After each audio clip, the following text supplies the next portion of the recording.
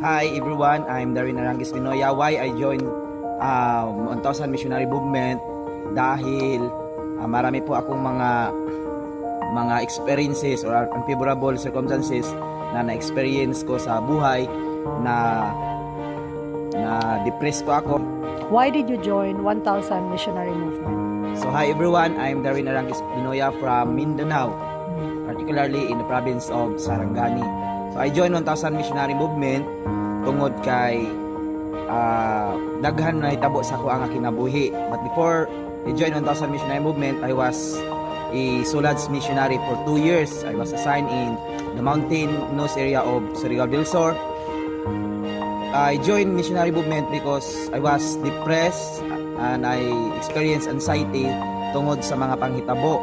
My saving, I invested it in Kapa, almost 500,000, and a lot of investment scheme na ako ang investan. Then nahimo pa ko nga secretary, or nahimo kong empleyado sa investment scheme nga ang nagdala akong angkol. Then na down for 2 years na operation na down. Then ang mga tao gihunting siya, tapos isip nga part sa atong company na-depress ko kaya ako naman ang mag-aatubang sa ilaha. Then I decided na mag-join ko sa Solads Missionary kay ining malayo sa mga toxic na mga panghitabo sa ating. Then after 2 years I decided to sa missionary because I want to expand my territory. Kaya ganahan ako na mag-missionary magbuhat sa province. So ang ako ang na-learn atong business scheme, hindi dahil maayo nga magbuhat ning dalit na gud nga makuha ang kwarta. Dili na to nga makuha na to sa ang pinagi sa atong paningkamot sa mga example ng business scheme na ang imuhang nga principal amount tubog 30% every month or more than that, napatoy natawag nila 400%, 100%. Di gud ay maayo kay at once I tried nga nakakuha ko sa ako ang 20,000, nakakuha ko 360 for 1 year. Then wala pa ko na-satisfy, ako pa yung ibalik usab sa investment scheme. Then wala, na-disappear ang ako ang kwarta. Ito sa nga naitabo sa ako kinabuhi is na-depress ko kay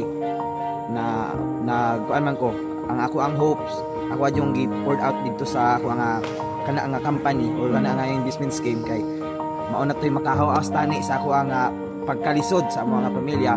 But then nawala lang na nga karon ako pang gibati or na-feel pa na ko ang consequence ako ang gibuhat.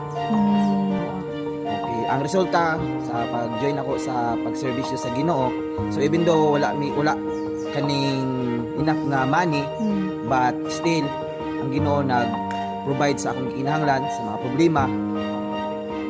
Despite niya ng tanan na nakasuga ko gihapon, nagmalipayon sa buhaton sa Ginoo. So, kung akong i-compare akong kinabuhi before sa karon, so sa una dali ra ko makita-kwarta kay mag-invite na kong tao, may 5% ko sa ilahang ma-income, then mag-invest ko kwarta, may return ko sa akong investment, which is dako gyud siya.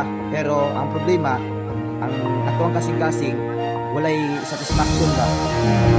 Makadawat na kwarta, mag-aim na kung ka income na dako. In such time na mawala ra. So pero diri sa pag-missionary, bisan gamay nga kwarta pero satisfying kayo kay wala man hapon gi pasagdan sa Ginoo. Alaman ninyo. So tampok gihapon. So dati nagano kwarta pero stressful dahil naga-inhale lang yapon sa mga kwarta kay mga sakinan, makakuha ng balay. So but despite nga ng tanan, walay satisfaction ang mababago. Pero sa missionary, kapili ba satisfaction kay kita na mo ang mga tao na malipay tungkol sa inyong pagtabang na naigugma o pagsakripisyo. So ako ang mensahe dira sa mga batanunan na naka-experience siya sama sa kuan na depression and anxiety tungkol sa mga mali nga mga desisyon, higugma sa kwarta. Ako mong i-encourage na mag-join mo sa missionary movement, especially sa 1000 missionary, na makatabang yun sa inyo sa pag-build up sa inyong character na dili lang diri sa kalibutan kundi sa kinabuhi nga paabuton. Amen.